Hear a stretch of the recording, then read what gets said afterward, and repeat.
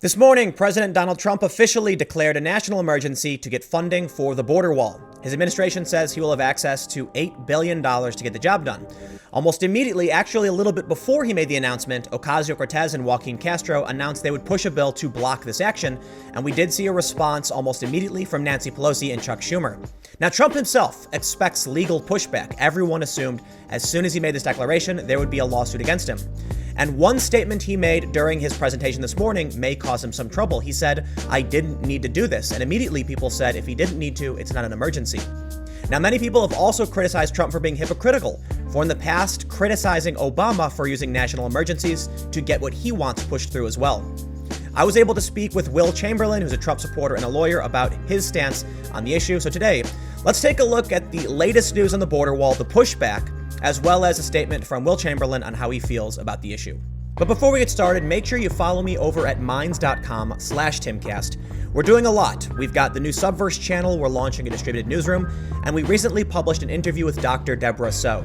Also, if you want to support my work, you can simply share these videos to help spread the message. First, the news from NBC. Trump announces national emergency to obtain billions for border wall. The White House said Trump intends to redirect money from the military and the Treasury to fund his wall, a plan likely to meet with swift legal challenge. The controversial executive action, which Trump acknowledged would draw lawsuits, came the day after Congress cleared a bill for his signature that prevents a second government shutdown in 2 months and provides just under $1.4 billion for 55 miles of new fencing along the border.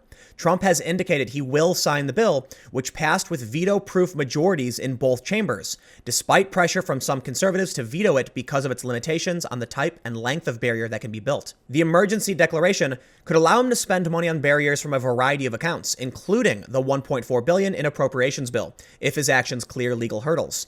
Democratic leaders in Congress quickly vowed to fight Trump on what they said was an overstep of his authority. The president's actions clearly violate the Congress's exclusive power of the purse, which our founders enshrined in the Constitution. Speaker Nancy Pelosi and Senate Minority Leader Chuck Schumer said in a joint statement, "The Congress will defend our constitutional authorities in the Congress, in the courts, and in the public using every remedy available." Senior administration officials said Friday that with the declaration, Trump will have access to a total of $8 billion for the wall.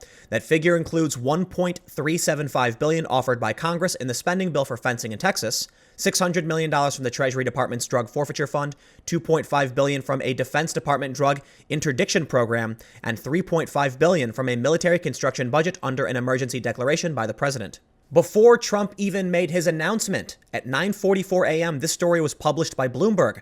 Ocasio-Cortez, Joaquin Castro plan bill to block Trump's emergency declaration. Ocasio-Cortez said she will introduce a bill with fellow Democratic Representative Joaquin Castro to stop President Donald Trump's planned emergency declaration. Ocasio-Cortez, who was speaking on Instagram, didn't provide specifics, but Castro previously said he'd offer a joint resolution. "If President Trump declares a national emergency to fund his border wall, I'm prepared to introduce a resolution to terminate the president's emergency declaration," Castro of Texas said in a statement Thursday. The National Emergencies Act gives Congress the authority to do so by enacting a joint resolution, according to Castro. Almost immediately, we saw many personalities and pundits quote Trump in his Q&A session this morning where he said, "I didn't need to do this." From Tal Copen, who tweeted, "I didn't need to do this. Trump says of an emergency declaration that his attorneys will have to defend in court was justified by an emergency.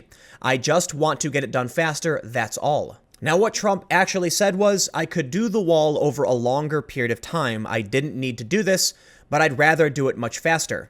Trump's also received criticism over past statements where they say that he's being hypocritical from the Washington Post.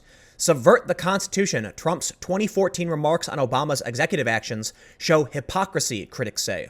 It was November 2014, a month that Trump spent lambasting Obama almost every day on Twitter. Trump was an outspoken critic of Obama's immigration executive orders, which sought to shield millions of undocumented immigrants from deportation while providing them work permits. And on Fox News, speaking over the phone in a fast-talking, freewheeling monologue, Trump made clear what he thought of a president's authority to bypass Congress on immigration policy, that it was illegal and, yes, impeachable. Trump said that Obama couldn't make a deal, and so now he has to use executive action, and this is a very, very dangerous thing that should be overridden easily by the Supreme Court, he added. We're looking now at a situation that should absolutely not pass muster in terms of constitutionality, and argued that Obama certainly could be impeached for it. Will Chamberlain is a Trump supporter and lawyer who's been very vocal about many issues surrounding Trump. I asked him to rebut this idea and give his thoughts on the border wall. So the first question is whether Trump saying that he didn't really need to do the national emergency, he just wanted to do it faster, will him saying that hurt him in a court challenge? I think the answer to that question is no. The discretion given to the president under the National Emergencies Act to declare a national emergency is extremely broad. It's literally just up to him whether he thinks it's a national emergency. And the only mechanism to contravene that determination is for Congress to get 2/3 of the House and Senate to override a potential presidential veto and defeat the declaration. There's no room for judges to come in and intervene. There's no need for any sort of finding or any sort of standard to be met before a president declares an emergency. So I don't think that this will ultimately hurt him in the legal challenge.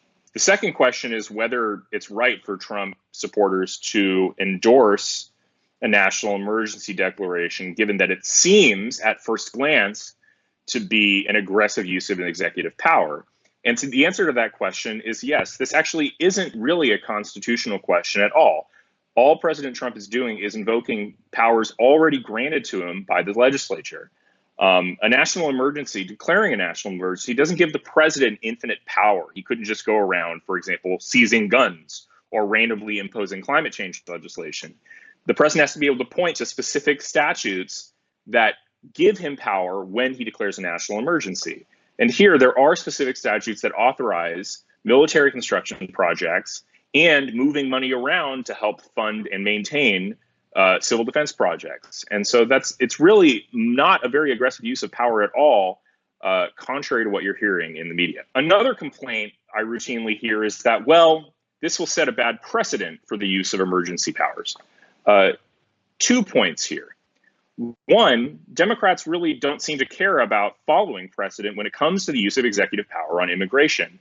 President Obama's broad assertion of executive authority to not only defer prosecution of illegal immigrants, but also to give them work permits, they had no congressional basis either.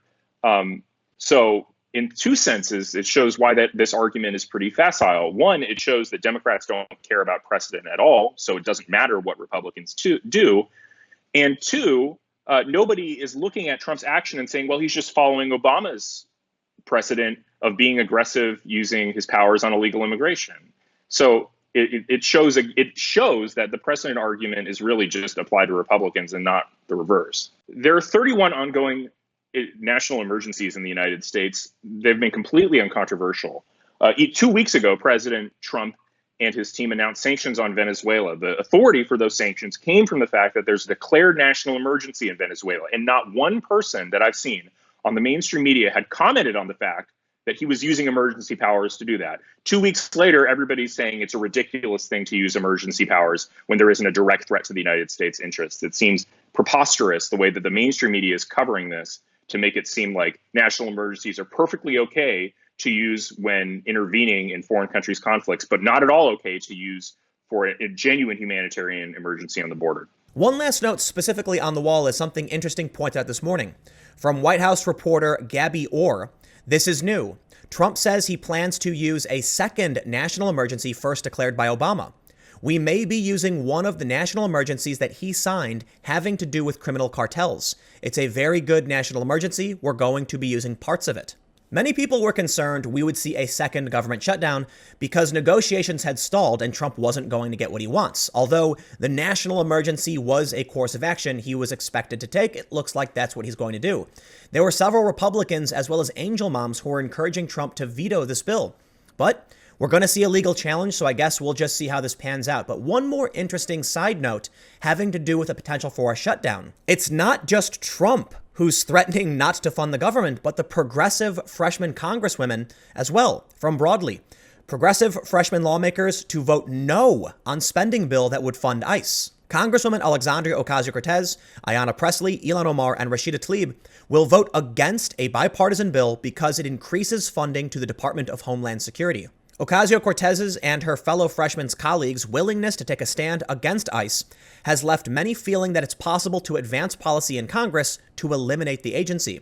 AOC has proven again to be a true leader on abolish ICE, and I have no doubt she will be unwavering. Data for Progress co-founder Sean McKelvey, often credited with leading early calls on the left to abolish ICE, told broadly last month. After the New York Congresswoman's sole no vote, I am confident that we will see legislation to abolish ICE in the 116th Congress. The government funding bill had broad bipartisan support. Most Republicans and Democrats are in favor of it. Even Trump was willing to sign it, though he is going to use a national emergency to get around the fact they're not giving him what he wants. But Ocasio-Cortez and other progressive members of the Democrats are taking a firm stand against funding the government if it means ICE will get money. So personally, I think as we move forward, the turmoil we see in the government, potential for government shutdowns, it's not just going to be Trump or select Republicans, but the far left Democrats as well. We all kind of expected that a national emergency would happen, and now we're looking at it. Whether or not Trump will get past the legal hurdles, we'll see. But let me know what you think in the comments below. We'll keep the conversation going. You can follow me on Minds at Timcast. Stay tuned, new videos every day at 4 p.m. and I'll have more videos on my second channel, youtube.com/TimCastNews, starting at 6 p.m. Thanks for hanging out, and I will see you all next time.